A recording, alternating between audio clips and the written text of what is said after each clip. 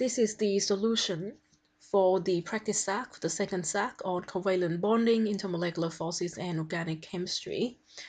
Hopefully, if you are watching this, you have done the practice SAC and you just want to see an explanation of the answers. So it's really a good idea to try the questions yourself before listening to this.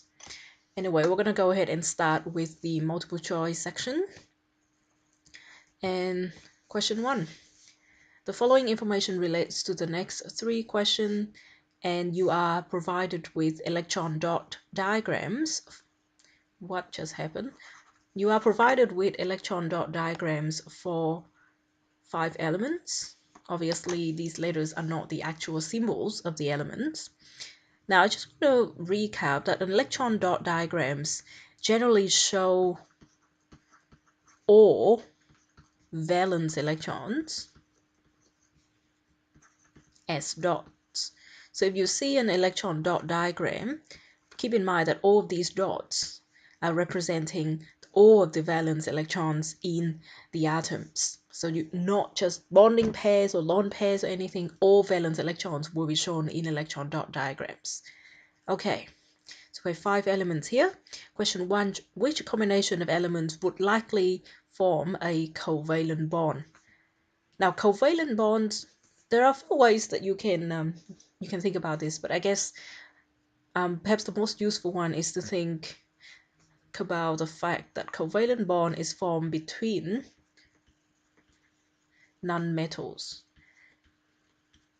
Now, if you want to work out whether something is nonmetal or not, just based on the number of valence electrons, then you really do need to think about what is the definition of a nonmetal. And just want to recap that, I mean, you can think about it being most of the elements in the p blocks, but not everything in the p block is actually a nonmetal. A nonmetal, by definition, has a tendency to, well, I probably shouldn't write like this. A nonmetal tends to gain electrons to achieve a full shell. Now, I don't particularly like the octet rule because it is a very limited view of atoms, and it is something that we come up with to explain the behaviors of a lot of atoms and elements, but not all. But I guess it's a good rule of thumb at a VC level. Just keep in mind that it is really not the reason why they behave the way they do. But anyway, I'm going to use it. So it's a tendency to gain electrons to achieve a full shell of 8 electrons.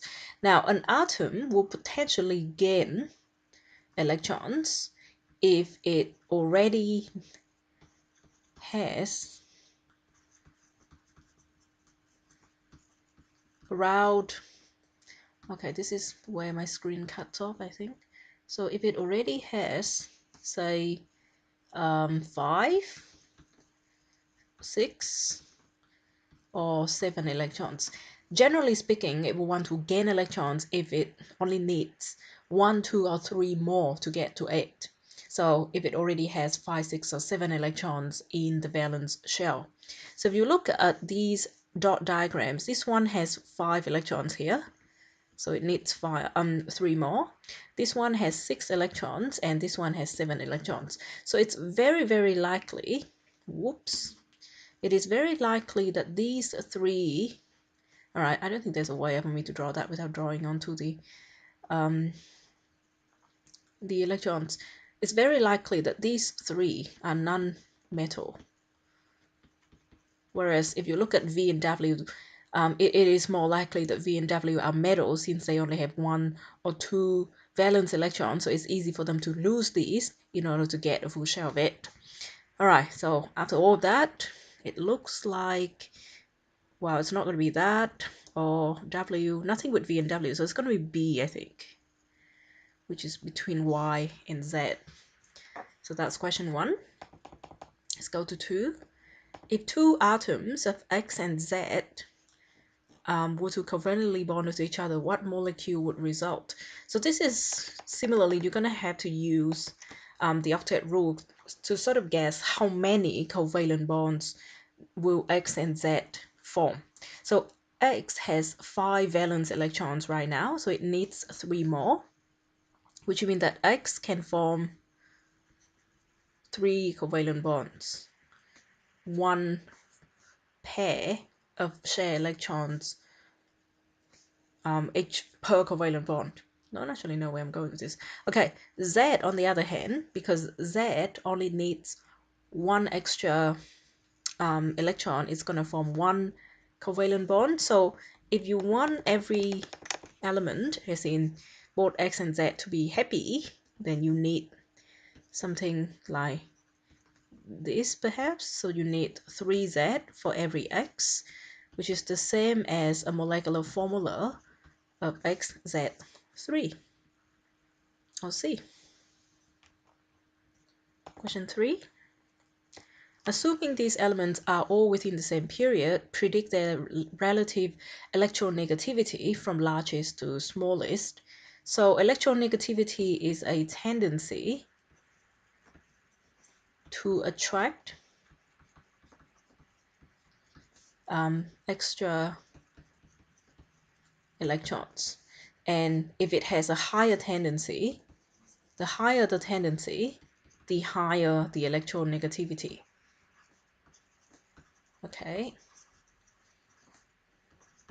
And I think now that we already discussed octet rule before and which one or how many electrons each of those elements will gain or lose in order to achieve a full shell of it, it's easy to work out which one's going to be the most electronegative.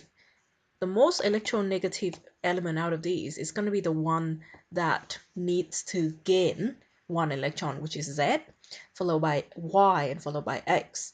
Now V and W will not be that electronegative because they don't particularly want extra electrons. They actually want to lose their own electrons. And W should be a little bit more electronegative than V because V literally only needs to lose this one, so it really does not want to attract any other. So I think it's going to be Z, Y, X, W, V in the order of from largest to